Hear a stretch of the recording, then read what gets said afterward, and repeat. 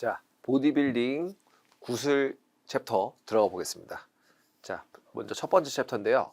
보디빌딩의 기초 이론과 규정입니다. 우리 실기 시험을 볼 때는 항상 보디빌딩의 역사부터 이제 여러 가지 기본 이론이 있고요. 보디빌딩 규정이 있는데 시합 규정, 그리고 시합에서 입는 복장들, 또 포징 이런 내용들이 굉장히 많이 나오기 때문에 상당히 중요한 챕터라고 볼 수 있어요. 자, 가장 빈번한 내용이 길기 때문에 가장 빈번히 많이 나오는 쪽을 위주로 줄을 그으면서 같이 공부해 볼게요. 자, 보디빌딩의 역사. 일단 보디빌딩은 정의가 바벨과 덤벨. 바벨은 뭐죠? 우리 짝대기처럼 생겼죠.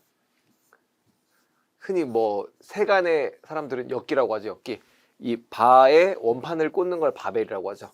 그리고 덤벨은 처음부터 이렇게 생겼죠. 처음부터. 그래서 바벨과 덤벨의 프리웨이트라 그래요. 프리웨이트를 활용해서 신체를 단련하는 운동이다. 그래서 기원은 분명치 않으나 오늘날 시행되는 역도와 같이 발생을 했을 거다라고 얘기합니다. 그래서 가장 중요한 인물은 뭐 고대 그리스, 여기까지는 사실 시험에 잘 안 나오고요. 유젠 샨도우, 보디빌딩의 창시자를 설명하시오. 그러면은 오이겐 산도프, 유진 산도우라고 해요. 보통은 요분 무조건 기억하셔야 됩니다. 별 500개. 보디빌딩의 창시자다.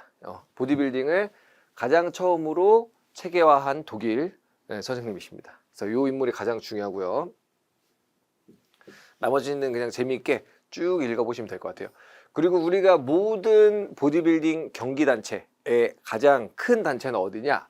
IFBB, International Federation of Bodybuilders. 그래서 IFBB라고 하는데 모든 보디빌딩 규정은 이 IFBB 규정을 따라갑니다. 그래서 우리나라에는 KFBB가 있죠. 그래서 대한보디빌딩협회, 대한보디빌딩협회. 자, 그래서 IFBB 프로 카드라고 이제 프로 시합을 나가서 카드도 취득하거든요. 그럼 등급이라고 보시면 돼. 진짜 프로에서 나가는 선수들. 자, 그리고 우리나라에서는 누가 가장 중요한 인물이냐? 문곡 서상천 선생님이십니다. 지금 이제 강남에 있는 휘몽고등학교 선생님이시기도 하셨고요. 일제시대인데 일제시대 때 태어나셔가지고 우리나라 보디빌딩의 창시자. 사실 보디빌딩보다는 역도를 처음에 했어요. 역도. 그래서 대한씨름협회장도 하셨고 역도의 기반을 이제 보디빌딩의 역사까지 끌고 와가지고 그래서 현재 역도 대회는 문곡 서상천배 역도 대회도 있습니다. 그래서 납북당하셔가지고 이제 북한에서 돌아가시긴 했는데 대한민국 보디빌딩 역사에서는 가장 중요한 인물이에요. 그래서 꼭 나온다. 문곡 서상천. 그 매년 출제되고 있어요. 아주 중요합니다. 나머지는 그대로 읽어보시면 될 것 같아요. 그리고 우리나라는 1970년도에 아시아 보디빌딩 연맹에 가입했고 87년 대한 보디빌딩 연맹이 분리돼서 창설되었다. 날짜까지는 굳이 안 보셔도 돼요.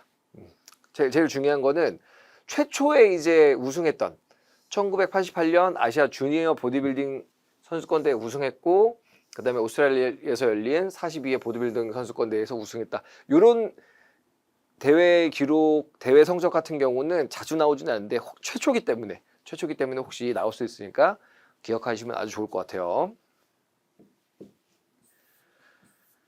자, 위에서도 얘기했지만 보디빌딩은 별 2개짜리는 시합도가 보통, 별이 3개짜리는 중요도가 아주 높다. 별이 하나짜리는 중요도가 좀 떨어진다라고 제가 표시를 했는데 한 번이라도 출제됐던 문제들은 제가 별을 꼭 붙여놨어요. 그래서 별을 보고 시간이 없으면은 이제 별 3개 위주로 3개, 2개 위주로 공부하시면 될 것 같아요. 자, 종종 나오는데 보디빌딩은 근육의 크기와 모양을 개선하고 몸의 균형과 조화를 이루는 것을 목표로 하며 근력 증진, 근육 비대, 근육이 커지는 걸 얘기하죠. 근력 및 근지구력의 향상을 위해서 체계적인 운동 프로그램을 수행하고 엄격한 식단 관리를 통해 체지방을 감소시키는 거죠. 관리해서 몸을 가꾸는 것을 보디빌딩이라고 한다. 몸을 짓는다는 얘기죠. 자, 우리 25년부터죠. 25년. 그전에는 안 나왔었는데 인체 기능 해부학, 펑셔널 아나토미, 기능 해부학이 나오기 시작했어요. 사실 보디빌딩 같은 경우는 뼈에 붙어있는 근육을, 특히 골격근을 단련하는 종목이기 때문에 해부학에 대한 이해도가 있어야 되거든요. 25년부터 인체 해부학, 그다음에 이제 운동학에 대한 지식이 점점 나오고 있습니다. 왜냐하면 현장에서도 필요하기 때문에 실기 과목에서는 추가가 됐어요. 그래서 해부학이 생각보다 어렵거든요. 라틴어로 시작되기 때문에 일반인 분들이 처음 접근하기에는 상당히 어려울 수 있어요. 하지만 실기에 나오니까 이참에 몸에 대해서 딥하게 한번 공부해 보자고. 자, 인체의 근골격계는 근육계와 골격계로 나눌 수 있어요. 뭐냐? 골격계는 뼈를 얘기하는 거고, 뼈, 본. 관절도 뼈죠. 근육계는 뭐예요? 몸에 붙어있는 근육들. 인체의 몸에 뼈는 206개가 있습니다. 206개. 이걸 다 외울 필요는 없어요. 죽을 수도 있으니까. 그리고 근육은 몇 개 있느냐? 한 600여 개 됩니다. 600여 개. 더 많아요. 눈을 감아주는 근육, 턱을 찝어주는 저작근, 이런 근육들도 있는데, 교근. 그것까지 다 공부할 필요 없고, 보디빌딩에서는 쓰는 큰 근육들 있죠. 대흉근, 광배근, 상완 이두근, 이런 근육들만 기억하시면 되거든요. 그래서 상식적으로 뼈는 한 206개 정도 있다. 이것도 시험에 과거에 나왔었어요. 자, 그래서 골격근은 뼈에 부착되어 있는 수의적. 수의적이 뭘까요? 불수의, 반대는 불수의적이라고 합니다. 불수의적. 이제 처음 공부하시는 분들을 위해서 반대되는 얘기인데, 불수의적이다. 내가 의지하지 않아도 알아서 움직이는 근육들이에요. 그런 근육이 뭐가 있을까요? 심장 근육. 심장. 나 심장 잠깐 멈춰야겠다. 멈추면 죽어요. 그죠? 심장 절대 멈출 수 없습니다. 의지대로. 멈추면 우리는 그냥 끝난 거예요. 그래서 내가 인지하지 않아도 움직이는 근육. 또 호흡근. 호흡근은 이제 의도적으로 참을 수는 있어요. 참을 수 있지만 자연스럽게 인지하지 않고도 움직일 수 있는 근육들도 있죠. 그리고 뭐 이제 장기, 소화기관 근육들도. 내가 안 시켜야지 하고 안 시킬 수 있나요? 아니죠. 그런 근육들은 알아서 움직여줍니다. 우리가 의지하지 않아도. 잘 때도 소화가 되고. 그러면서 이런 근육을 의지하지 않고도 움직이는 근육을 불수의근이라 그래요. 그럼 수의근은 뭐냐? 내가 능동적으로 조절할 수 있는 근육이다. 상완 이두근. 내가 팔 움직이지 말아야지. 안 쓸 수 있죠. 그래서 내가 인지하고 쓸 수 있는 근육의 수축을 통해서 신체 운동을 만들어내는 근육 조직이 골격근이다라고 볼 수 있어요. 그래서 우리가 인바디라고 하죠. 체성분 분석을 해보면은 골격근 양이 있습니다. 그게 많을수록 몸의 근육량이 많은 거죠. 그래서 근육이 골격근으로 한 파트 나눌 수 있고, 그 다음에 뭐 심장, 장기, 뭐 여기는 이제 무늬가 있어서 무늬근, 이 심장 근육 같은 경우는 무늬가 없어서 민무늬근 이렇게 얘기하거든요. 근육에 결도 없어요. 우리가 닭가슴살 쫙 찢으면 결이 나오죠. 그걸 무늬라고 하는데, 골격근에는 주로 무늬가 있습니다. 액틴과 마요신이 서로 교차하면서 큰 힘을 쓰기 때문에. 근데 심장이나 여러분 곱창 드셔보셨죠? 거기 무늬가 있어요? 없어요? 없죠. 그 근육이에요. 지방 아닙니다. 그런 근육 같은 경우는 무늬가 없어가지고 힘을 폭발적으로 쓰진 않지만 지속적으로 계속 쓸 수 있는 근육이에요. 그래서 같은 근육이지만 좀 결이 다르다고 볼 수 있죠. 자, 그리고 뼈 같은 경우는 사람의 골격을 유지하는 단단한 조직이며 근육, 건, 인대 부착 지점을 제공하고, 또 갈비뼈 안에 같은 경우는 장기를 보호하는 역할도 한다. 자, 관절은 뭐예요? 2개 이상의 뼈와 뼈가 만나는 분절을 관절이라고 하고, 거기서 움직임 나오죠. 영어로는 조인트. 자, 요거 자주 나옵니다. 요거 건과 인대. 어디서 많이 들어봤는데, 자, 건은 뼈랑 근육이랑 연결하는 곳을 건이라 그래요. 가장 대표적인 친구가 누구예요? 아킬레스. 그리스 로마 신화 보면은 우리 아킬레스건이 어디에 화살 맞아 죽어요? 이 발 뒤꿈치, 딱 아킬레스건 자리에 화살 맞아 죽죠. 종아리 근육과 뒤꿈치의 종골이라는 뼈가 연결되는 건이 가장 대표적인 아킬레스건이에요. 그래서 근육과 뼈가 연결하는 장소. 그리고 인대는 뭐야? 뼈와 뼈를 연결하는 거. 뼈와 뼈를 연결한다. 가장 이제 흔한 인대, 여러분들 대중들이 가장 많이 아는 인대 뭐예요? anterior cruciate ligament라고 해서 전방 십자인대 들어보셨죠? 전방 십자인대 나갔다.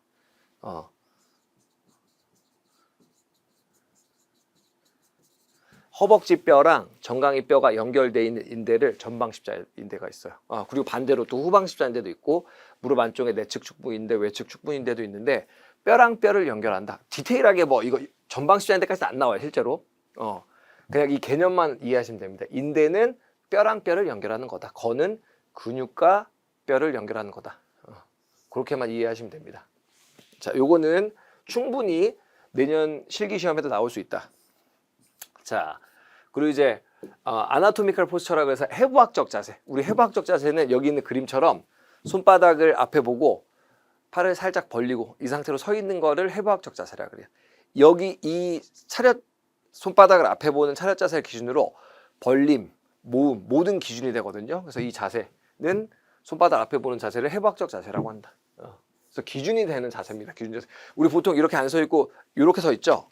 이렇게 서 있으니까 서 있는 자세가 요 자세가 해부학적 자세고 요 자세는 해부학적 자세는 아닙니다. 기준이 되기 때문에 의도적으로 만든 자세라고 볼 수 있어요. 여길 기준으로 모든 움직임이 나온다. 정면을 바라보고 양팔은 손바닥을 앞을 보고 몸통은 양옆에 차렷시킨다. 해부학적 자세. 자, 상식입니다. 이 자세를 기준으로 이제 운동면과 운동축으로 인체를 나눌 수 있는데 운동면은 뭐냐? 내가 바라보는 면이라고 봐요. 자, 뭐 전후면 시상면 써 있고 좌우면 관상면 써 있죠. 너무 어렵다. 그냥 이렇게 보시면 돼요. 옆에서 봤을 때, 옆에서 바라보면 어때요, 여러분? 제 코가 보이고 뒤통수가 보이죠. 제 왼쪽 귀는 안 보이죠. 자, 앞에서 봤을 때는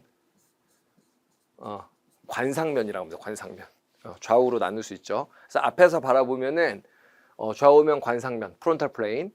자, 옆에서 바라보는 건 시상면이라고 합니다. 시상면.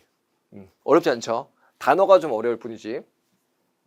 자, 그 다음에 횡단면은 이렇게 바라봤을 때, 제가 고개 오른쪽으로 돌리면은 보이죠? 그래서 위에서 바라봤을 때, 이 횡단면에서 나오는 움직임 뭐가 있을까요? 골프 칠 때, 야구할 때 트위스트 동작, 몸이 돌아갈 때 회전 동작이 위에서 바라봐야지 보일 수 있겠죠. 그래서 우리는 3차원 세상에 살고 있기 때문에 세 가지 면에서 바라볼 수 있다. 위에서 바라보는 거, 위 또는 아래. 그럼 축도 있죠. 몸을 좌우로 나누는 축도 있고 앞뒤로 나누는 축도 있고 또 상하로 나누는 축도 있고 조금 더 이제 딥하게 들어가면은 앞쪽을 안테리어를 합니다. 안테리어. 뒤쪽을 포스테리어. 이거 라틴어이기 때문에 조금 순수 영어가 아니에요. 그래서 헷갈릴 수 있습니다. 안테리어 앞쪽, 포스테리어 뒤쪽. 그 다음에 수페리어. 수페리어는 위쪽입니다. 위쪽. 위. 인페리어는 아래쪽. 상식으로 그냥 알고 계시면 돼요. 영어까지는 다 안 외우셔도 이 면과 축에 대한 개념을 정확히 알고 있어야 된다.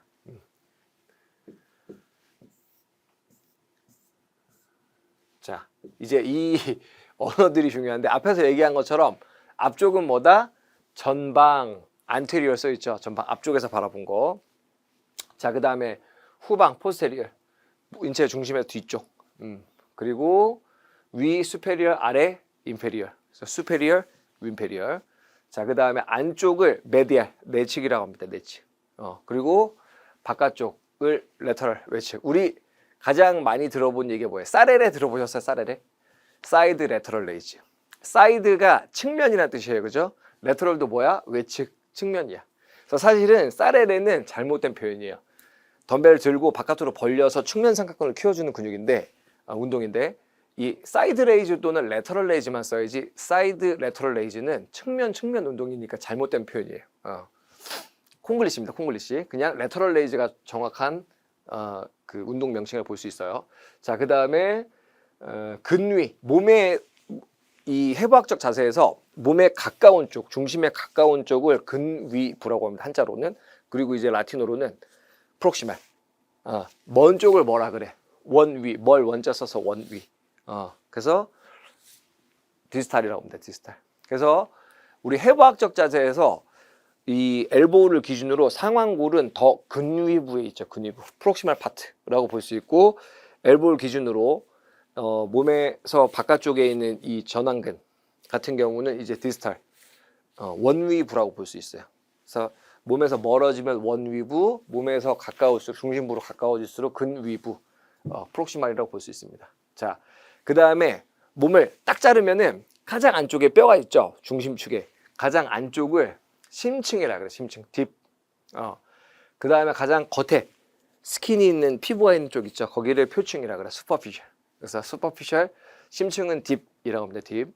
그래서 근육 안쪽을 풀어준다. 딥 티슈 마사지. 마사지 볼이나 이런 걸로 꾹 눌러서 근육 안쪽을 풀어주는 경우도 있고요. 슈퍼피셜은 그냥 표피를 풀어주는 거다 볼 수 있죠. 자, 그 다음에 발에서 나오는 표현인데 발바닥이 여러분 족저근막염 들어보셨나요? 족저근막염이 발바닥 아픈 거야. 발바닥을 플란타, 족저. 그래서 이쪽으로 내려가는 거를 플란타 플렉션이라 그래요. 반대로 발등은 도르샬. 그래서 도르시 플렉션. 배측이라 하면 등 배자 써서 배측. 발바닥 저자 써서 저측. 발목을 이렇게 움직일 수 있는 거죠. 자, 그 다음에 복부 쪽을 벤트럴이라고 한다. 그래서 이 해부학적 언어가 굉장히 처음 보신 분들 어렵거든요. 영어는 아마 시험에 안 나올 거고 한글이나 이게 또 정확히 얘기하면 한자죠. 한자 같은 경우는 어느 정도 알고 있는 게 좋다. 현장에서 일하시려면 기본으로 알고 있어야 돼요. 그래야 서로 지도자끼리 소통이 될 수 있기 때문에 동작에 대해서. 자, 그래서 관절의 움직임, 굴곡신전이라고 하는데 전후면, 지금 이쪽을 바라보고 있죠, 그림이. 여기서 앞으로 나란히 하면은 굴곡이라고 합니다. 상완골의 굴곡. 해부학적 자세에서 뒤로 가면 신전. 굴곡 신전 움직임이 나올 수 있고, 또 기존 가동 범위보다 너무 과도하게 넘어가는 것을 하이포시텐션, 과신전이라고도 하고요. 또 발목에서 아까 설명드렸죠. 발목을 당겨주는 걸 도르시 플렉션. 반대로 이 까치발 들어주는 동작은 플란타 플렉션. 저측 굴곡, 배측 굴곡 이렇게 얘기합니다. 자, 여기까지는 디테일하게 그 건강운동관리사는 이 내용 나와요. 근데 생활체육 지도자, 생활스포츠 지도사에 이 정도까지는 안 나올 거야 아마. 상식적으로 알고 있어야겠죠. 그 다음에 정중면에서 바라봤을 때 여기서 나온 움직임들 뭐 있을까요?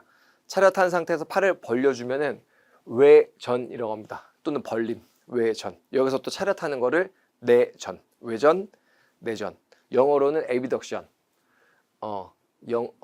내전 같은 건 어덕션. DD가 있으면은 떡 붙는다. 떡, 어덕션. 내전, 에비덕션, 외전. 자, 그 다음에 발목에서 나오는 움직임인데, 발목이 우리가 여러분 삘 때 요렇게 삐죠. 요렇게 삐지 대부분. 요렇게 삐는 사람 본 적 있어요? 아, 나 돌부리에 잘못 걸려가지고 발이 이렇게 넘어갔어. 이 동작을 인버전. 안쪽으로 번진다. 안쪽 번진다. 4번 또는 안쪽 번짐이라고 합니다. 우리 발목 삘 때 90%가 요렇게 넘어가요. 그럼 여기 복숭아뼈 아래쪽에 전거비 인대라는 인대가 대부분 찢어집니다. 90%. 간혹 안으로 이렇게 넘어가서 발목 다친 사람 있어요. 혼자 넘어가는 게 아니라 바깥쪽에서 태클 들어오거나 태그할 때 야구 선수들이 많이 다치거든요. 발목 밀리면 안으로 꺾어 들어가요. 그때는 복숭아뼈가 비대칭하게 있어가지고 바깥쪽에 걸리거든요. 걸리면서 엘벌전, 가쪽 번짐이 되면서 뼈가 눌리면서 뼈가 부러져요. 그래서 거의 이제 10% 정도 스포츠 손상에서는 비율로 봤을 때, 그래서 엘벌전과 인벌전, 안쪽 번짐과 가쪽 번짐 이렇게 볼 수 있습니다. 그 다음에 측면 굴곡 같은 게 몸이 옆으로 넘어가는 거죠. 측면 굴곡. 단어가 어려워서 그렇지 동작은 전혀 어렵지 않다. 자, 그 다음에 손바닥 해부학적 자세에서 아래쪽을 척골이라고 하고요, 위쪽을 요골이라고 합니다. 우리 예전에 삼국지 보면 관우가 몇 척 장신이었죠? 8척 장신이었죠. 예전에는 센티미터, 미터 단위가 없었어요. 그럼 어떻게 됐느냐? 이 팔꿈치 뼈 딱 대면서 길이를 측정했던 거야.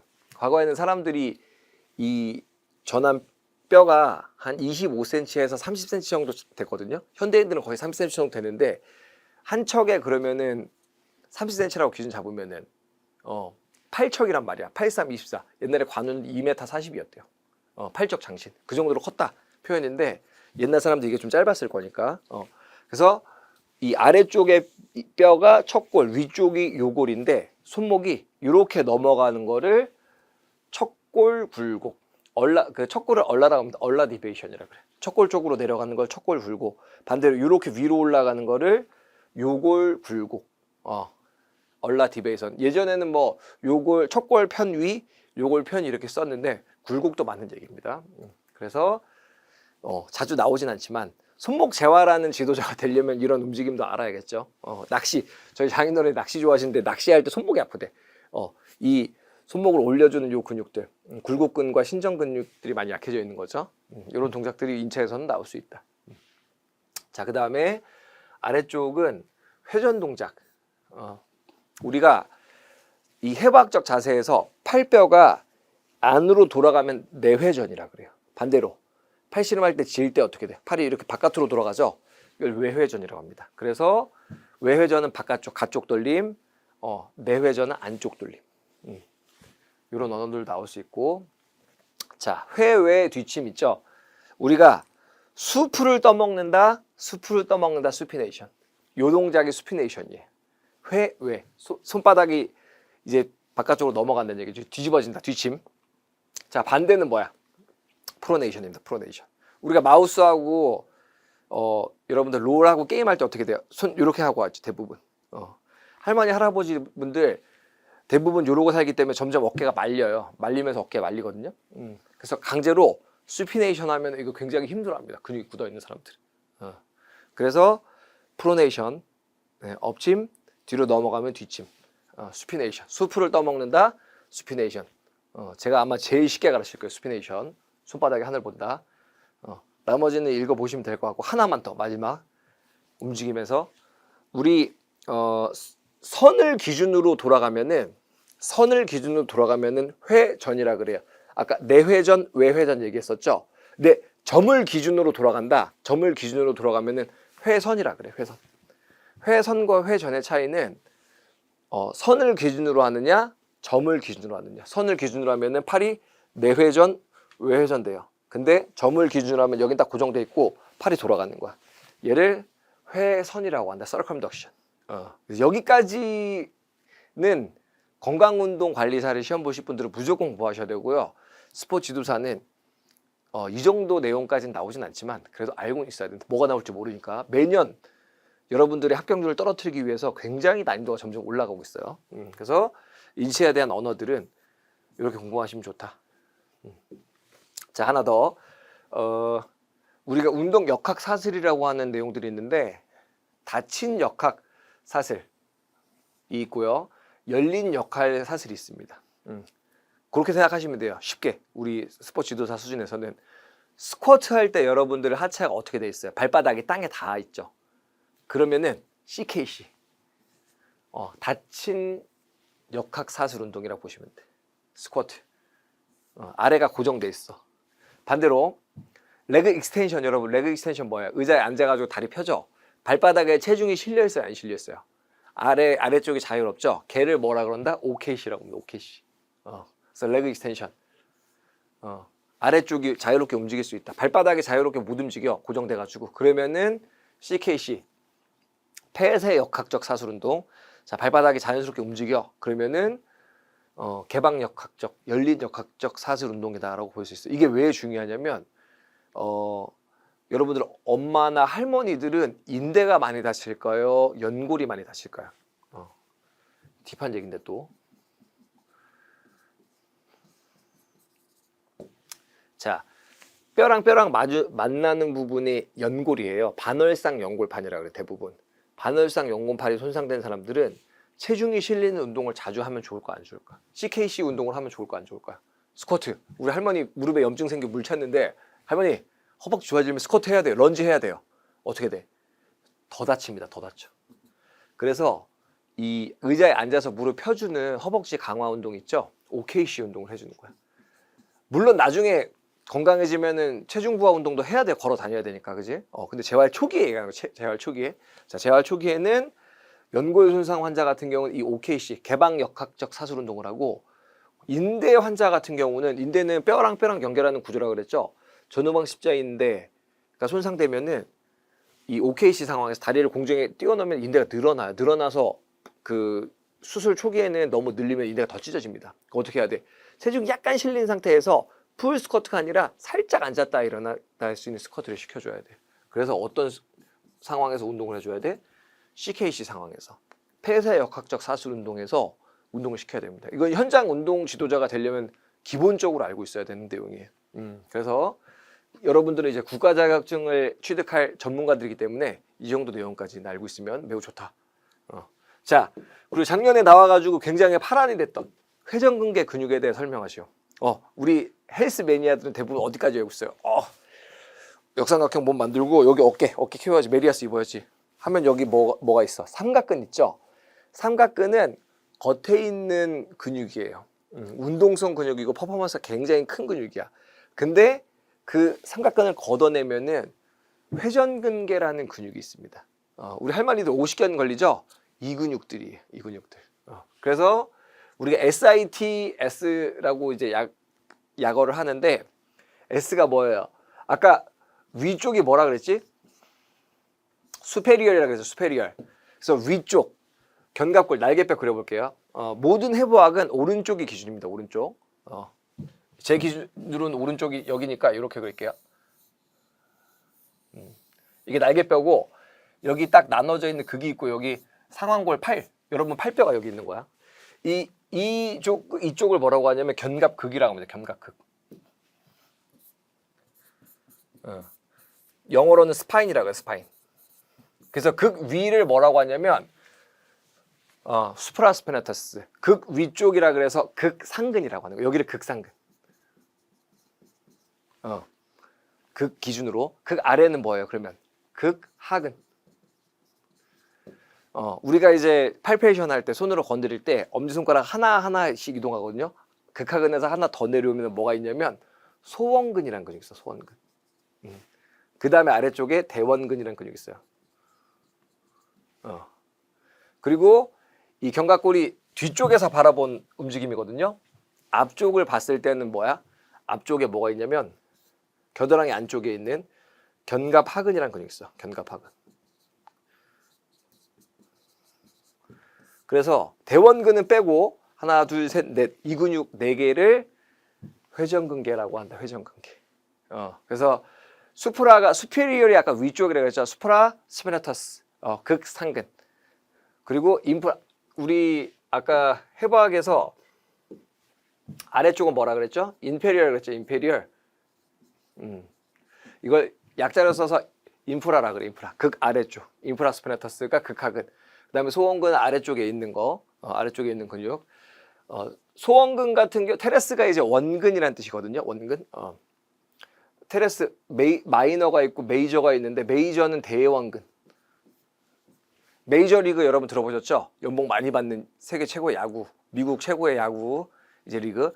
그 아래쪽에 뭐가 있어? 마이너리그 있죠? 소원근, 대원근, 소원근. 그다음에 견갑하근은 겨드랑이 안쪽에 있는 이제 근육이다. 야구공 던질 때 쓰는 근육이죠. 그래서 이 4가지 근육을 회전근개라고 하고, 이 회전근개 왜 중요하냐? 사실 보디빌딩에서도 중요하지만 회전근개 50견도 걸리고 회전근개 파열도 자주 와요. 그래서 작년에 이 문제가 나와가지고 굉장히 파란이 됐었죠. 이 내용을 이렇게 얘기하면 굉장히 딥하게 들어갈 수 있는데 스포츠 지도사에서는 회전근개 근육이 뭐냐 정도만 알면 됩니다. 그래서 극상근, 극하근, 소원근, 견갑하근이 있습니다. 하면 100점짜리 대답이 될 수 있어요. 딱 여기까지만. 뭐 재활 방법 이런 거 들어가진 않아요. 근데 현장에서 지도자가 될 거다. 그럼 이 부분은 마스터하면 어깨에 대한 이해도는 굉장히 높다라고 볼 수 있죠. 자, 그리고 이제 요즘 필라테스도 많이 유행하고 코어, 몸통 근육에 대해서 굉장히 각광받다 보니까 코어 근육에 대해서 나오더라고요. 예전에 제가 2006년도에 스포츠 지도사를 땄는데 이런 내용 전혀 안 나왔거든요. 그때는 ATP 정도만 나왔어. 생리학 정도만 나왔는데 해부학이 이제 나오기 시작했어요. 그래서 코어 근육도 딥코어 머슬이 있고 이제 외부 겉에 있는 근육이 있다. 우리가 흔히 아는 식스팩 근육은 명칭이 요거예요. 복직근. 렉터스 어브도미니스라고 해서 이 직선으로 되어 있거든요. 복직근. 가장 퍼포먼스가 좋고 힘이 좋은 근육이야. 그 다음에 복근 옆에 우리 왕자 한번 그려보죠. 왕자. 다들 있어요. 여러분들 뱃속에도 가려져서 안 보이지만 이게 왕자가 복직근이고 복사근은 어떻게 돼 있어? 우리 빗살 무늬로 돼 있죠. 이게 외복사근이야. 외복사근. 내복사근은 얘랑 결이 반대예요. 이렇게 돼 있어. 내복사근은 근데 안쪽에 있으니까 속근육이라고. 그 다음에 이제 척추기립근. 우리 백스텐션 하면 뒤에 볼록 올라오는 근육 있죠. 걔도 겉에 근육이고, 요방형근도 이제 겉에서 우리 척추가 가운데 있으면은 4개 방향에서 텐트 기둥 세울 때 4개 방향에서 줄로 당기는데, 뒤쪽에 있는 근육이 요방형근이라고 볼 수 있어. 앞쪽에 있는 근육이 장요근, 고관절 굴곡근이고 대요근이고. 자, 그다음 대둔근 같은 경우 코어 머슬 중에서도 배에만 있는 게 아니라 코어 머슬을 골반까지 보기 때문에 엉덩이 근육까지도 외부 코어 근육으로 얘기할 수 있다. 근데 실제로 생체 시험에서 코어 머슬, 코어 근육에 대해서 3개 이상 설명하시오 하면은 대부분 복직근, 외복상근, 척추기립근 정도만 대답하셔도 100점짜리 대답이 될 수 있어요. 근데 혹시나 6개 물어보라고 하면은 여기까지 대답하셔야 돼요. 자, 겉에 근육은 우리가 흔히 잘 아는 근육들인데, 자, 위에 심부 근육은 필라테스 선생님들은 굉장히 잘 아시지만 일반 헬스에서는 잘 안 쓰는 근육이거든요. 우리가 겉에 있는 식스팩이랑 외부 근육을 다 걷어내면은 뭐가 있냐면 장기와 복근 사이에 복행근이라고 해서 식스팩은 결이 이렇게 돼 있어요. 근육 결이. 근데 복행근은 가로 현자로 돼 있어. 그래서 제일 안쪽에 있는 복행근. 복행근 어떻게 쓰느냐? 여러분 호흡을 후 내뱉으면서 배를 최대한 집어넣어 보세요. 백가죽이 등짝에 붙는다 생각하고 최대한 집어넣고 공기를 최대한 빼면서 배를 집어넣으면은 괄약근에도 살짝 힘들어 가거든요. 골반적은. 이 복행근과 골반적은은 신경학적으로 같이 쓰입니다. 누구? 또 여기 뒤에는 다혈근. 속근육들이 같이 수축하면서 허리에 마치 벨트를 조이는 것처럼 척추를 받쳐주는 근육이에요. 그래서 재활을 할 때는 이 심부 코어 근육이 굉장히 중요합니다. 근데 이제 그 생체에서는 심부 코어 근육에 대해 설명하시오. 복행근, 내복사근, 뭐 다혈근 정도까지. 그리고 횡경근은 뭐예요? 호흡근이죠. 아래로 내려가면 폐가 커지고 숨 들이마시고 올라가면 이제 폐가 작아지고, 이런 근육들 호흡근까지 다 코어 근육이라고 볼 수 있다. 심부 코어 근육이라고 볼 수 있다. 그래서 우리 코어 근육도 안쪽 바깥쪽. 그럼 우리 아까 앞에서 배웠던 해부학적 그 용어로 보면은 외부 코어 머슬은 뭐예요? 바깥 천자 써서 천부 바깥쪽 외부 근육이고, 심부 근육은 뒷머슬이죠. 뒷머슬 안쪽에 있는. 그렇게 또 구분할 수 있죠. 자, 여기까지가 최신 트렌디하게 이제 그 전에 안 나왔던 종목들이 나왔던 얘기들이라고 볼 수 있어요. 자, 보디빌딩, 이제 남자 보디빌딩 기준인데요. 이제 기존에도 계속 나왔던 내용들. 자, 보디빌딩 복장 같은 경우는 남성 선수 기준이에요. 엉덩이의 4분의 3. 티팬티 입으면 안 돼요, 안 돼요. 심사위원도 괴로울 수 있어요. 4분의 3을 가리고, 특히 전면도 가려야 되고, 측면 폭이 5cm. 두께가 좀 있어야 돼요. 너무 얇은 티팬티 같은 팬티는 남자 선수는 되지 않는다. 자, 그리고 뭐 결혼 반지 당연히 쓰면 안 되고. 자, 컬러 크림 문제도 과거에는 많이 나왔었어요. 컬러링. 자, 지워질 수 있는 탄 및 브론저를 금지하고 24시간 전에 인공 착색이나 셀프 태닝은 허용된다. 이럼에도 불구하고 현장 가면 다 칼라 크림 바르고 있어요. 반짝반짝한 거. 이건 규정이니까 그래도. 자, 전문적인 경기 태닝 방법은 전문적인 회사나 자격이 있는 개인에게 받을 경우 사용 가능하다. 자, 그리고 광택, 광채, 윤이 나는 펄, 황금빛색은 금지되며 과도한 오일도 금지된다. 그래서 하스타펄하고 바르면은 칙칙 뿌리면은 뜨거워요. 때리면 혈관도 올라오고 몸이 흥분됩니다. 그런 것도 바르긴 하는데 사실 규칙상 금지예요. 현장에서 많이 바르고 있지만 이런 것도 이제 종종 나오기도 한다. 자, 우리가 보디빌딩 시합을 나가려면은 경기인 등록을 해야 돼요. 전문 선수 등록도 있고 생활체육 선수 등록도 있는데, 전문 선수 같은 경우는 이 경기인 등록을 해주면 됩니다. 자, 이 내용을 읽는 것도 중요하지만 여러분들이 스포츠 경기인 홈페이지에 들어가면은 선수 등록을 할 수 있어요. 예를 들어 뭐 충북 음성군 소속 선수로 등록하고 싶다. 여기 홈페이지 들어가서 그대로 등록하시면 됩니다. 여기서 나오는 가장 많은 내용은 결격 사유. 나머지를 읽으시면 되고, 결격 사유. 자, 결격 사유가 어떻게 되느냐? 심판 지도자, 선수 관리 담당자는 체육단체에서 다음 중 어느 하나에 해당되는 사유로 자격 정지 1년 되면 징계 처분받을 수 있는 사람은 등록이 불가능하다. 당연히 폭력, 성폭력, 승부 조작, 편파 판정, 횡령 배임이 있으면은 못 하는 거죠. 이게 이제 지도자, 심판, 선수 관리 담당자고요. 선수 같은 경우는 제명 징계를 받은 자는 전문 선수 등록이 불가능하고, 당해 연도에 심판으로 등록한 사람이 선수 등록하면 돼요, 안 돼요? 안 되죠. 심판했다가 선수했다 잘못되죠. 사설대회는 종종 그런 일이 있지만 그래도 대한체육회 산하에 있는 대한보디빌딩 협회는 그러면 안 되죠. 그래서 선수 등록하면 안 된다. 이 정도만 상식으로 알고 있으면 됩니다. 자, 옛날에 이제 잘못된 일이 많아가지고 이런 위반 조치도 많았어요. 경기인 같은 경우는 1년 위반하게 되면은 1년 이상 5년 이하의 자격 정지가 되고요. 관련된 임직원 같은 경우는 2년에서 5년 이하의 해당 종목 자격 정지가 된다. 자, 그 다음에 경기인 등록을 하지 않고 활동한 사람은 2년간 등록이 금지되고요. 위반 행위를 불문하고 2회 위반자에 대해서는 2배 이상의 가중 처벌, 그리고 3회 이상 같은 경우는 영구 제명된다. 그래서 과거에 이제 스테로이드 쓰지 말라고 했는데 계속 경고를 했어요. 근데 2번, 3번 걸린 선수들은 영구 제명, 과거에 이제 상 탔던 것도 다 박탈되고 하는 거죠. 하지만 보디빌딩은 아직도 약물이 굉장히 많이 쓰이는 종목이라 전국체전에서 이제 빠지기도 했습니다. 자, 뭐 이거는 별 하나짜리는 상식적으로 읽어보시면 될 것 같아요. 여기 넘어가고, 아까 위에 있는 내용이랑 중첩되니까 읽어보시면 될 것 같습니다. 자, 선수위원회 규정에 명시된 선수 권익보호와 관련하여 신고 접수되어 인정될 경우의 조치. 폭력이 일어났다. 폭력이 일어났을 때는 지도자는 5년 이상의 자격정지. 첫 번째 잘못했을 때. 2번째 잘못했을 때는 10년 이상의 자격정지. 3번째 잘못했다, 영구제명. 자, 선수는 어떻게 되느냐? 선수는 3년, 5년 영구제명. 지도자는 5년, 10년 영구제명이고요. 자, 성폭력.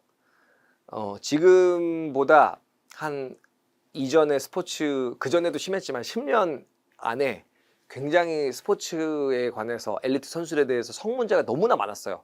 그래서 스포츠 지도사도 제가 자격증을 취득했을 때는 성문제가 별로 안 나왔거든요.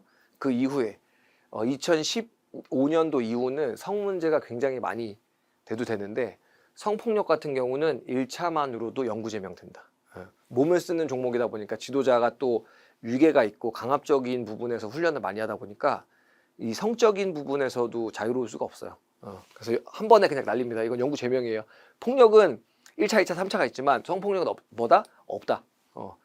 자, 그리고 성폭력은 이제 한 번에 날아가지만 영구제명 되지만 성과 관련된 행위, 뭐 성희롱이라든지 이런 부분들은 1차, 2차, 3차로 있고 역시 5년, 10년 영구제명, 선수는 3년, 5년 영구제명으로 조금 더 선수가 짧다고 볼 수 있어요. 자, 이 부분도 성과 관련된 문제들이 많이 나오기 때문에 잘 기억하시면 좋다.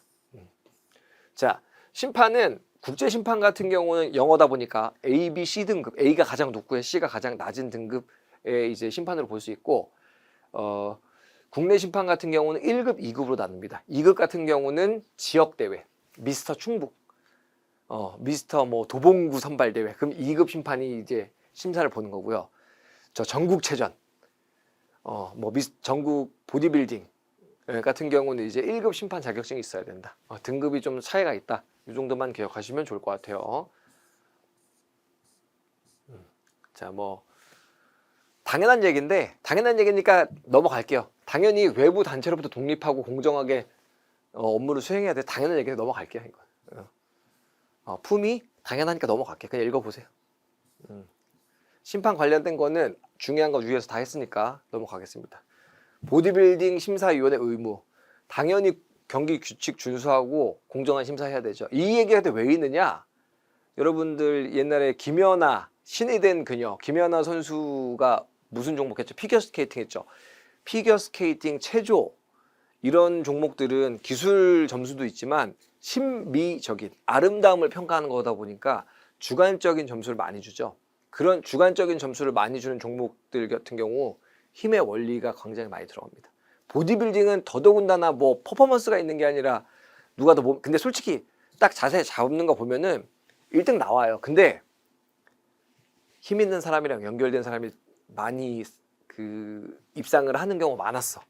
그래서 당연한 기준이 계속 더 강화가 되는 거죠. 그래서 심판도 날아가기도 하고 절대 그러면 안 되지만 심사위원의 의무 잘 지켜야겠죠. 당연한 얘기죠. 그래서 예전에 소트니코바한테 우리 김연아 선수분이 뺏겼잖아요. 금메달. 그죠? 누가 봐도 김연아 선수가 더 잘했는데 은메달 땄죠. 슬프지만. 자, 심사 보는 동안에 가장 중요한 게 뭐야? 자, 1번 포즈하고 딱 포징 잡고 있는데 옆에 있는 심사위원이랑 토크하면 돼, 안 돼? 야, 누구 1등 주자. 그런 얘기일 수 있기 때문에 절대 대화하면 안 된다. 그 다음에 다른 심판의 결정에 의도적인 영향을 주면 안 된다. 예전에 제가 모 대회에 갔는데 심사위원장이 와가지고 야, 누구 만점 줘 이런 얘기를 저도 옆에서 응원하다 들었어요. 예. 그래서 쉽지 않았어. 자, 심사하는 동안은 심사하고 다 체크해야 되는데 근육 결이 어떻고 백포즈의 자세 몇 번이 좋고 체크해야 되는데 사진 찍고 있어. 안 되겠죠? 사진 찍으면 안 돼요. 그리고 심판이 참가 선수 야 지금 조명발 받아야 돼. 좀 더 오른쪽으로 움직여. 야 이두에 힘 더 줘. 라고 지도하면 안 돼요. 절대. 심사하는 동안에 알코올 함량 있는 술 먹으면 안 돼요. 한마디로. 자, 선수로서 당연히 참가할 수 없고 이게 예전에 안 지켜졌기 때문에 이런 규정이 있는 겁니다. 엉망이었습니다. 과거에. 자, 그 다음 중요한 게 뭐예요? 우리 보디빌딩에선 도핑이죠. 도핑이란 무엇이냐? 수행력을 향상시킬 수 있는 운동 수행력을 향상시킬 목적으로 선수에게 금지 약물을 투여하거나 특수한 이학적인 처치 및 행위를 하는 것을 도핑이라고 한다. 한마디로 약 쓰는 거죠. 여러분도 알다시피. 자, 도핑 규정 방지 위반. 자, 선수의 시료 내에 금지 약물, 대사 물질 또는 표지자가 존재하는 경우. 어려운 말로 써 있는데 한마디로 크게 두 가지 합니다. 오줌은 좀 너무 속세 용어니까 소변 검사. 그 다음에 혈액 검사. 크게 이렇게 두 개 많이 해요. 뭐 유전자 검사도 할 수 있다는데 현장에서는 제일 많이 하는 게 피 뽑는 것보다 오줌 싸는 거죠. 그래서 축구 선수 에피소드가 있더라고. 한참 경기 뛰고 한 2kg 정도 빠집니다. 90분 뛰면은 수분 다 빠졌어요. 근데 도핑한다고 도핑 감독관들 딱 와 있어. 그럼 오줌을 싸고 싶은데 소변을 보고 싶은데 충격적이게도 그 도핑관들이 어떻게 해야 되냐면 소변을 남의 거를 넣을 수도 있잖아요. 그러니까 소변 나오는 장면 그 장면 정면에서 보고 있대. 상상해 보세요, 여러분. 그러면 어떻게 돼요? 안 그래도 지금 땀 다 빠지고 수분 다 빠져가지고 소변도 없는데 나올 것도 없는데 계속 보고 있으니까 나와요, 안 나오죠? 2-3시간 동안 이를 못 보는 사람도 있답니다. 그래서 물도 막 엄청 먹고 긴장되니까. 여자 선수 얼마나 또 치욕스러워요. 남자도 치욕스럽지만 그 장면을 여자 감독관이 딱 보고 있는 거야. 서로 부담스러워. 서로 못할 짓인데 그런 일이 왜 생겼느냐? 남의 오줌 넣어가지고 도핑을 통과하는 경우가 많았기 때문에. 그래서 시료, 금지 약물 또는 대사 물질이 이제 포함된다. 그 약물이 존재하는 경우가 도핑에 걸린 거죠. 자, 금지 약물 또는 금지 방법 사용 또는 사용을 시도하는 경우 당연히 잘못됐고, 시료 채취, 오줌 도핑 검사로 왔는데 실제로 5년 전에 그런 일이 있었어요. 굉장히 몸 좋고 유명한 선수였는데 도핑관들이 딱 들이닥치니까 나 못해. 나 못해. 배째. 그러면은 걸린 것과 도핑을 한 것과 같은 이제 취급을 받는 거죠. 회피 같은 경우도 이제 걸린 거다, 약물에. 자, 그 다음에 우리가 도핑하러 갈 때 꼭 게임 끝나고 하는 게 아니라 세계적인 선수들 같은 경우는 갑자기 집에 찾아갑니다. 그냥 훈련장에 찾아가기도 해요. 근데 주소를 가짜를 등록해 놓는 거야. 못 찾아오게. 그러면 이것도 도핑에 걸린 것과 같다라고 볼 수 있어요.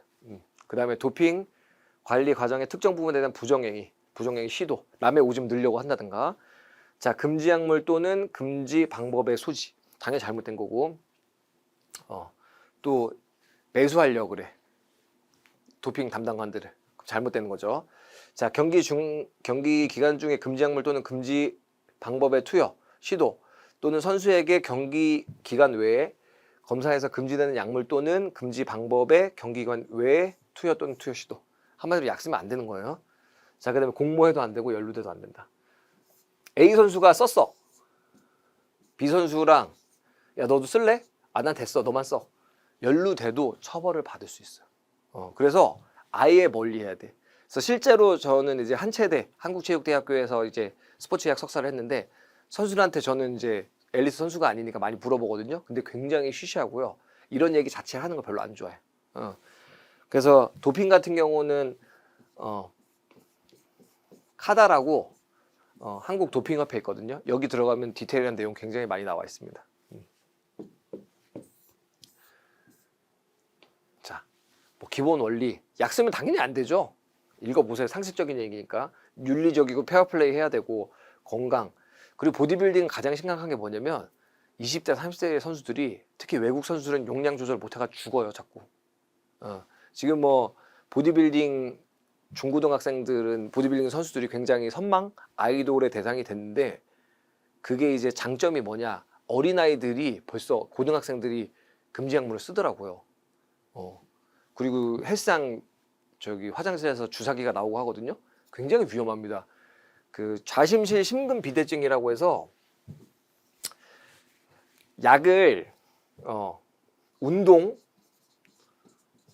약 비교했는데 운동만 한 그룹보다 약물 쓴 그룹이 근육량이 더 많이 늘었어요.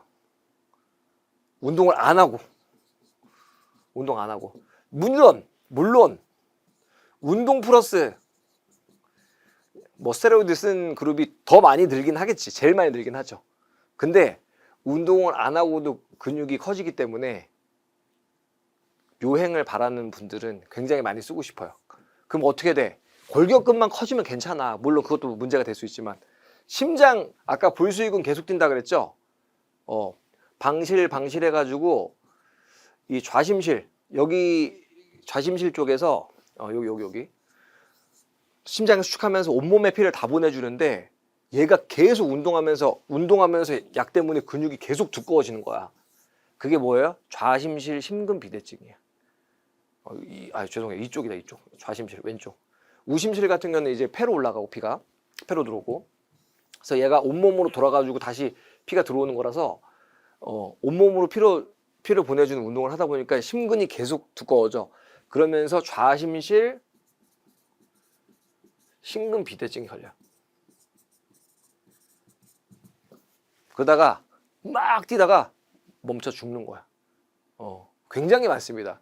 여러분들이 아는 유명한 보디빌더들이 약을 정교하게 잘 쓰고 하니까 오래 살아남는 거지 사람 아무도 모르게 돌아가시는 분들 굉장히 많아요. 절대 쓰면 안 됩니다. 건강 이게 딱 두 글자로 나오지만 실제로는 건강을 잃는 분들이 굉장히 많습니다. 뭐 나머지는 당연히 상식적으로. 자, 가장 시험에 많이 나오는 게 뭐야? 그러면 지도자로서 위반하게 되면 일반부는 벌금 400만 원, 돈 중요하죠. 학생부는 절반, 200만 원. 근데 전국 대회 같은 경우는 1000만 원 과징금. 자, 두 번째 위반했을 때 첫 번째는 그래 400, 200, 1000. 근데 두 번째 위반하면 1500, 1000, 5의 배수. 자, 세 번째는 1500만 원. 전국 대회는 이제 2500만 원 과징금을 부과한다. 학생부도 왜 있냐면 저희 체육대학교, 건국대학교 체육대학교에도 보디빌딩 특기자가 들어와요. 입시에도 문제가 되기 때문에 이 어린 고등학생들한테 약물을 막 주입합니다. 대학 보내려고. 그래서 굉장히 눈을 크게 뜨고 이러면 안 돼요. 대입까지 관련되어 있는 심각한 문제이기 때문에 잘 관리해야 된다. 자, 벌금 꽤 자주 나옵니다. 기억하셔야 돼요. 자, 뭐 선수의 역할과 책임 당연한 거니까 읽어보시고. 자, 의도하지 않는 도핑이 굉장히 중요해요. 여러분들이 아는 아주 유명한 선수 수영 하셨던 이제 거기까지 가면 너무 특정인이 인정되니까 거기까지만 얘기할게요.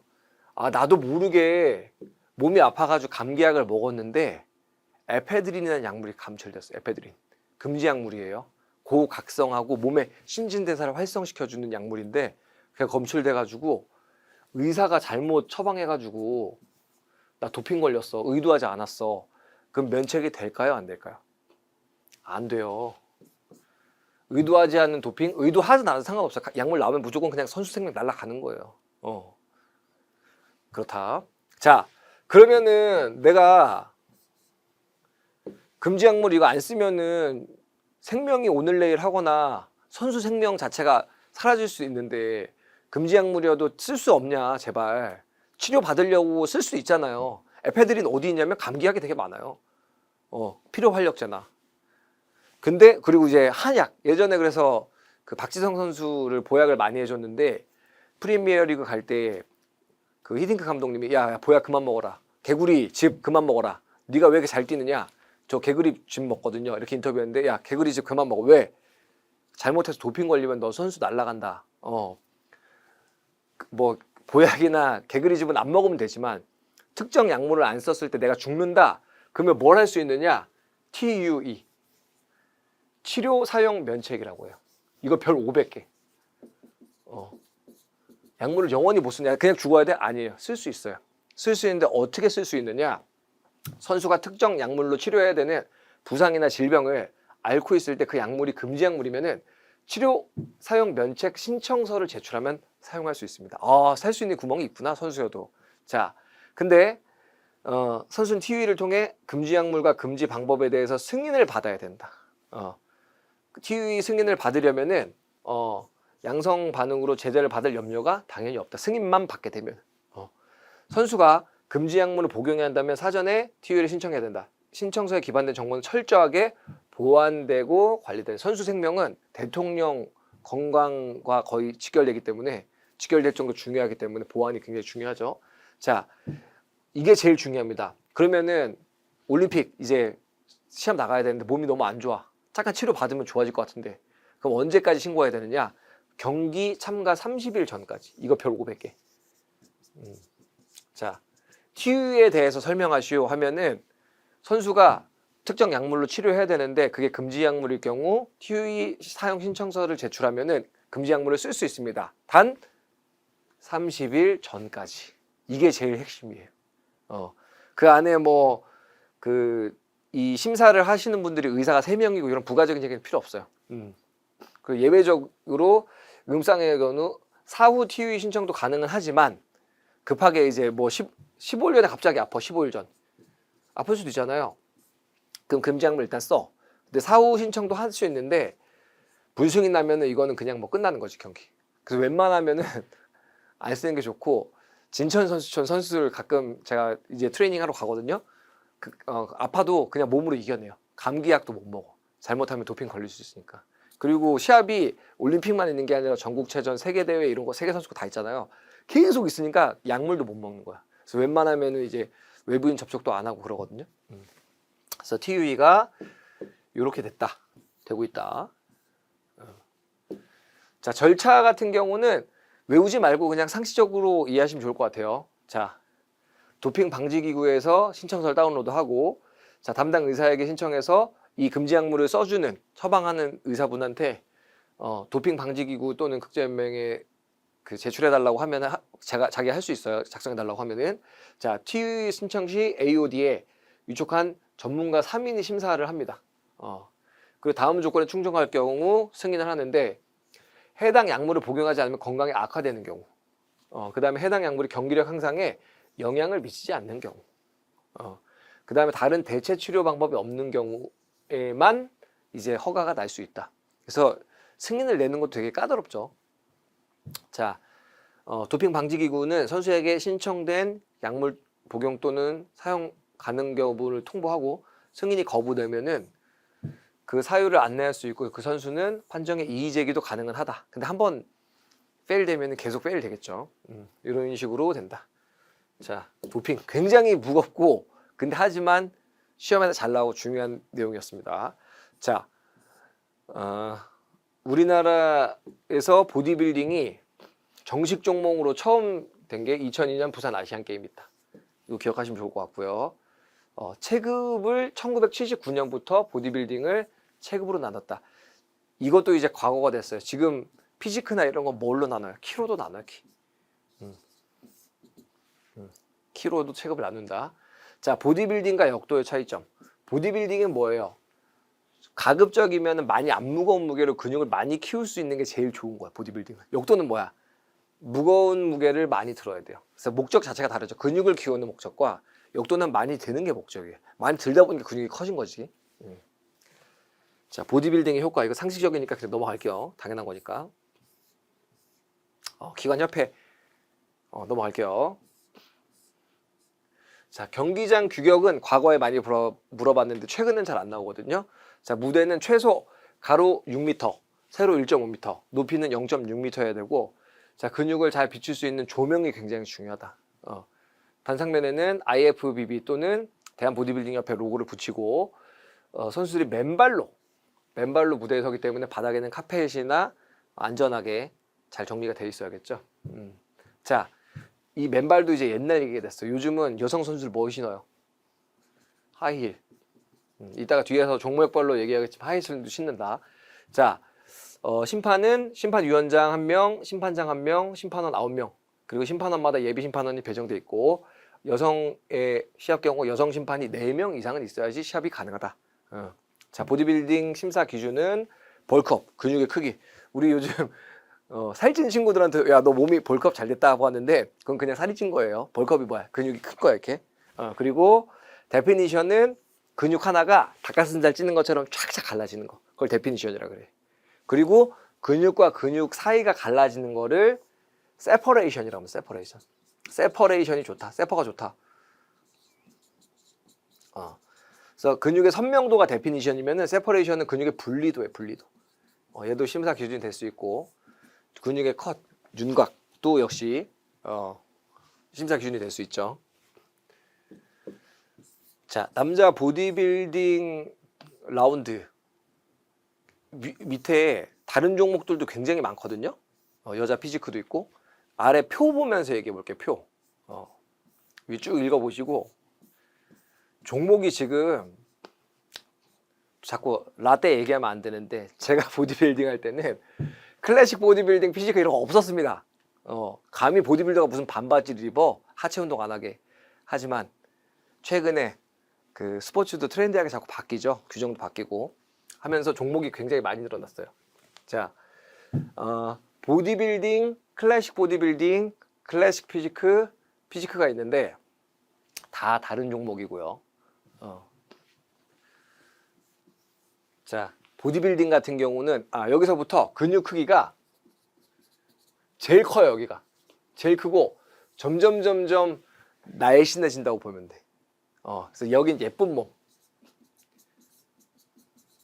여기는 그냥 좀 괴물이라고 하겠지만 근육이 엄청 큰 근육 크기가 이렇게 줄어든다고 보시면 돼요. 상식적으로 봤을 때.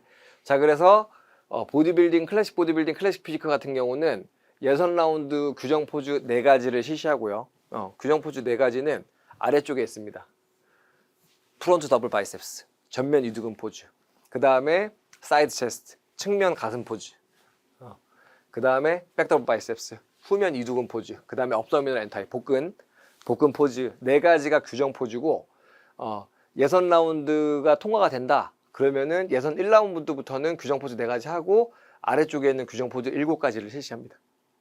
그리고 결선 라운드는 이제 4가지 안 하고 7개만 계속 하는 거야. 그리고 나중에 결선 라운드 가면은 보디빌딩 선수들이 일렬로 쫙 나열된 것도 보신 적 있고 혼자 나와서 막 하는 것도 본 적 있죠. 결선 라운드에 가야지 1분이라도 시간이 주어져요. 1분 동안 자유 포즈, 내가 제일 좋은 포즈 및 예술성을 돋보일 수 있는 동작을 해주는 거죠. 그래서 이런 식으로 라운드가 진행되는데 보디빌딩, 클래식 보디빌딩, 클래식 피지크는 요 룰이 이제 같다고 볼 수 있고, 피지크는 가장 큰 게 뭐냐면 근육도 제일 작지만 생겨난 기준이 굉장히 재밌어요. 해변에서 봤을 때 가장 예쁜 몸이 인기가 많으니까 그걸 종목으로 만든 거야. 해변에서 봤을 때 이쁜 몸. 그 해변에 있을 때 남자분들 수영장처럼 삼각 반스 입나요? 삼각 팬티? 안 입죠? 반바지 입죠? 그래서 경기 복장이 반바지 입어요. 반바지. 무릎 거의 막 아래 그 위쪽까지 허벅지 다 가려요. 하체를 안 봐. 하체를 안 봅니다. 그래서 과거에 보디빌딩 그 선수들은 이 피지크 선수들 그게 운동이냐 하체 운동도 안 하는 게라고 이렇게 조롱도 했는데 하체가 규정에 없고 심미적인 아름다운 예쁜 몸을 보는 종목이다. 그래서 이 피지크는 여자 그 규정 종목 순서랑 비슷하다고 볼 수 있어요. 그래서 여자 규정 종목 할 때 말씀드릴게요. 자, 그래서 보디빌딩, 클래식 보디빌딩, 클래식 피지크 같은 경우는 보디빌딩은 일단 먼저 볼게요. 심사 기준이 근육이 무조건 커야 돼요. 우와, 씨, 놀랄 정도로. 데피니션, 세퍼레이션, 근육이 그냥 제일 좋아야 돼. 자, 근데 여기서부터 점점 어떻게 돼? 그 피지크 같은 경우는 균형미, 비율, 대칭 이런 단어들이 나오죠.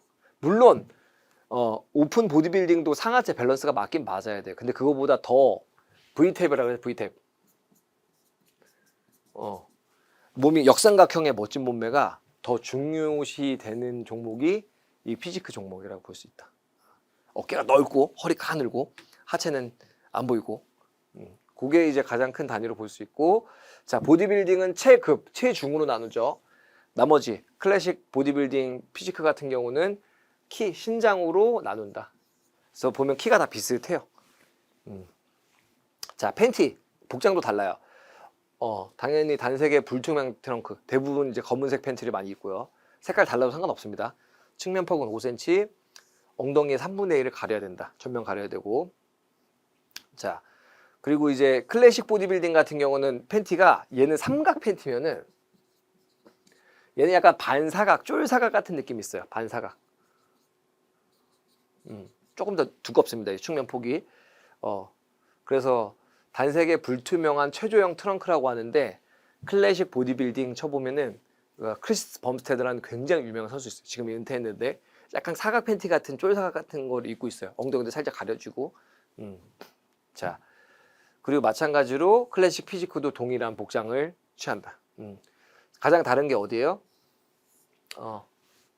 피지크 같은 경우는 불투명 반바지를 입어야 되고, 루즈핏. 반바지는 대퇴부 전체를 가리고 슬개골 위치, 무릎뼈 위쪽까지는 있어야 되고, 장식품은 당연히 금지해야 된다. 이게 가장 큰 차이라고 볼 수 있어요. 남자 보디빌딩이랑 피지크는 좀 구분이 쉽거든요. 그래도 이제 처음 보시는 분들 어려울 수 있지만, 대부분 보디빌딩 아니면은 피지크가 가장 많이 나오니까 이 두 가지 종목은 무조건 기억하셔야 돼요. 근데 남자는 어렵지 않아. 근데 여자가 헷갈려. 여자. 과거에 여자도 보디빌딩, 우먼 보디빌딩 있었거든요. 무슨 문제가 생기느냐? 여자가 남자처럼 근육이 커질 수 있을까요, 없을까요? 없어요. 약물 써야 돼. 그래서 금지 약물 너무 쓰고 여성비가 너무 없어지다 보니까 일반인들이 보기엔 너무 기괴한 거야. 무서운 거야. 그래서 그 원래는 앞전에 보디빌딩이 있었거든요. 없앴어. 완전히 없애버리고, 남자는 피지크가 제일 마지막이었잖아요. 여자는 피지크가 근육이 제일 큰 거야. 이제 우리 일반인들 기준으로 봤을 때 피지크가 근육이 제일 커. 그리고 점점 근육이 작아집니다. 작아지고 여기까지 작아지고, 비키니는 뭐예요? 해변에서 봤을 때 제일 예쁜 몸. 그래서 체지방이 너무 적어도 안 되고 근육이 너무 많으면 감점이에요. 근육이 많으면 감점이야. 그래서 제일 어려워. 일반인이 봤을 때 저 사람이 몸 더 좋아 보이는데 왜 저 사람이 1등이지라는 변수가 가장 많이 나오는 게 비키니 종목이에요. 왜? 기준 자체가 근육이 너무 많으면 안 되거든. 적당히 체지방이 있어야 되니까. 근데 또 재밌는 게 웰리스라는 종목이 새로 생겼어요. 웰리스. 웰리스는 뭐냐? 앞에 있는 이제 피지크 보디 피트니스랑 비슷한데, 하체 근육이, 여기는 이제 상하체 밸런스가 굉장히 중요하다면은 하체 근육이 굉장히 많아야 돼요. 위에는 보디 피트니스랑 비슷한데 역시 근육량이 너무 많으면 안 되지만, 하체 근육이 막 육상 선수들 힙, 허벅지처럼 굉장히 두꺼워야 돼. 그래서 좀 서구 그권, 남미권 같은 경우는 여성의 골반과 허리 근육 많은 걸 굉장히 아름답게 보더라고요. 그래서 그런 체형에 대한 가점이 되는 웰리스 종목도 생겼다. 그래서 근육량이 적냐 많냐보다 하체 근육 굉장히 좋다. 그래서 대한 보디빌딩 협회 홈페이지 가시거나 아니면 유튜브에 검색해 보시면 이거구나. 팬티 모양도 달라요. 비키니는 좀 평이한 팬티 입으면은 보디 피트니스는 팬티가 이렇게 V자로 이렇게 여기까지 올라와 있어. 복장도 좀 다르거든요. 그래서 이거는 완벽한 규정까지는 아닌데 그 둔근을 가리는 기준이 있긴 하지만, 자, 그렇게 보시면 되고, 그래서 피지크 같은 경우는 여성한테는 보디빌딩처럼 근육이 제일 큰 종목이라고 보시면 돼요. 그래서 앞에 있는 보디빌딩이랑 이제 비슷하긴 한데 피지크다 보니까 쿼터턴 4가지가 이제 규정 포즈로 볼 수 있어요. 쿼터턴 뭐냐? 프론트 더블 바이셉스. 여자 프론트 더블 바이셉스는 어떻게 돼요? 딱 손 주먹 쥐지 않습니다. 딱 손 이렇게 하고 전면 근육, 사이드 체스트, 더블 바이셉스, 뭐 업다민 엔타이가 아니라 사이드 트라이셉스 3두를 보여주는 포즈가 있고요. 나머지 보디 피트니스 비키니는 무조건 포즈 잡고 턴 라이트 오른쪽으로 돌면서 계속 보여주는 거야. 턴 라이트. 이것도 거울 보고 연습하셔야 돼요. 가장 많이 빈출되는 거는 피지크는 아마 그냥 무조건 외워야 돼. 나는 남자 수험생이니까 남자 종목만 배워야지. 안 돼요. 뭐가 나올지 몰라요. 그래서 남자 수험생이 여자 피지크 1번 포즈 프론트 더블 바이셉스 실시하셔. 그럼 주먹 쥐지 말고 탁 해줘야 돼. 심사위원도 웃기고 수험생도 웃긴데 해야 돼요. 뭐가 나올지 모르니까 뽑기를 해서 시험을 나오는 거다 보니까. 자, 그렇게 규정이 되고 여기도 이제 턴라이트 4가지의 규정 포즈 위에 있는 4가지 섞여서 되고 전체적으로 심사 기준은 전체적인 인상에서부터 시작해서 헤어스타일 여성 종목이다 보니까 아름다움도 봅니다. 외적인 아름도 봐요. 자, 전반적인 근개의 발달, 체격이 균형적이고 대칭적인 발달, 피부와 톤, 그리고 자신감, 침착함, 우아함으로 자신을 표현하는 운동선수로서 능률을 종합적으로 씀씀한다. 당연하지. 당연한 내용이고 근육량이 제일 많다라고 보시면 되고 이 보디 피트니스나 이제 비키니 같은 경우는 옆에랑 뭐가 다르냐면은 체지방이 적고 근육이 단단하고 둥근져야 되는데 피부도 탱탱해야 되고 셀룰라이트가 여기는 셀룰라이트가 있을 수가 없어요. 체지방을 너무 빼가지고 근육이 착착 갈라지고 거의 남자 보디빌더처럼 몸이 나오는데 근데 여기서부터는 체지방이 있다 보니까 허벅지 뒤쪽에 셀룰라이트가 나오면 안 된다는 얘기가 있는 거야. 그리고 뭐 건강해 보여야 된다. 감점 기준은 근육이 지나치게 크거나 뭐보다 피지크보다 근육량이 이렇게 되니까 그래서 기준이 뭐냐면 여자 피지크 선수보다 근육량이 많거나 체지방이 너무 적으면 안 된다. 비키니는 보디 피트니스보다 더 근육량이 적어야 된다. 기준이에요. 너무 드라이하게 피부가 너무 스킨이 얇아가지고 건조하게 보이면 안 된다. 이런 것들이 특징이라고 볼 수 있어요. 그래서 쭉 읽어보시면 될 것 같습니다. 너무 체지방이 낮으면 감점이 된다. 근데 마찬가지로 이 여자 피지크 앞에 옛날에 뭐가 있었어? 보디빌딩이 있어가지고 얘도 남자처럼 근육이 너무 많으면 감점이에요. 여자 보디빌딩 선수에게 보이는 근육질 혈관 막 쫙 하면 여기 혈관 막 갈라지잖아요. 그 양말 안 쓰면 잘 안 나옵니다. 웬만하면. 이런 거는 감점이다. 적절하게 체지방이 여자다 보니까 있어야 된다라는 기준이고 하체 엉덩이와 허리 비율이 웰리스죠. 지금 웰리스 하고 있어요. 여기는 다 비슷한데 웰리스는 하체 비율이 굉장히 중요하다. 그렇게 기준을 잡을 수 있다고 볼 수 있어요. 그래서 제가 이거 정리하는데 여자 종목 같은 경우 잘 몰라가지고 계속 스터디하는데 영상도 보고 뒤에서 이제 저희 와이프님이 재밌는 거 본다고 칭찬해 주시더라고. 등짝 때리고. 그래서 남자 수험생들은 항상 이제 오해받지 않게 공부 잘 하시면 좋을 것 같아요. 재밌습니다. 그래서 외국 선수들 같은 경우는 하체랑 힙 이런 데가 어마어마해요. 깜짝 놀랄 정도로. 이 종목은 남성 종목보다도 여자 종목은 굉장히 생소하기 때문에 공부를 열심히 해야 된다라고 볼 수 있습니다. 자, 그리고 이제 키로 체급을 나눠요. 여자 선수들은 전부 다 체급이 아니에요. 보디빌딩이 없어졌기 때문에. 근데 키가 그 피지크 같은 경우는 좀 더 이제 기준점이 크다. 피지크 같은 경우는. 근데 뭐 보디 피트니스, 비키니 같은 경우 조금 더 낮은 체급부터 한 5cm 단위로 이 체급을 나누더라고요. 그렇게 볼 수 있다. 그리고 가장 다른 거 피지크랑 세 종목이 가장 다른 것은 하이힐 신는다. 얘는 맨발. 남자 선수는 다 맨발이에요. 남자 선수는 다 맨발인데 여자는 여자 피지크만 약간 보디빌딩처럼 볼 수 있게 맨발로 나오고 나머지 종목은 다 하이힐을 신는다. 그리고 비키니가 엉덩이 노출이 가장 큽니다. 엉덩이에 나머지 종목은 2분의 1이잖아요. 반은 가려야 돼. 엉덩이 너무 많이 나오면 안 돼. 여기도. 근데 비키니 같은 경우는 엉덩이 3분의 1. 좀 더 티팬티라고 하긴 좀 과하고 좀 더 폭이 좁다. 왜? 뭐 종목이 그렇답니다. 끈 비키니 이런 건 안 되고요. 그래서 힐 높이도 12cm 이상은 안 되고 이런 식으로 종목을 나눌 수 있다. 그렇게 구분을 하실 수 있어요. 자, 종목이 워낙 많다 보니까 좀 헷갈릴 수 있습니다. 자, 챕터 1 우리 보디빌딩 규정 종목 그 다음에 복장 심사 기준까지 봤고요. 자, 챕터 1에서 구슬 파트에 중요한 문제가 대부분 많이 나오기 때문에 챕터 1 두 번, 세 번 더 공부 많이 하셔야 됩니다. 자, 챕터 1 여기까지 하고 또 챕터 2 넘어갈게요.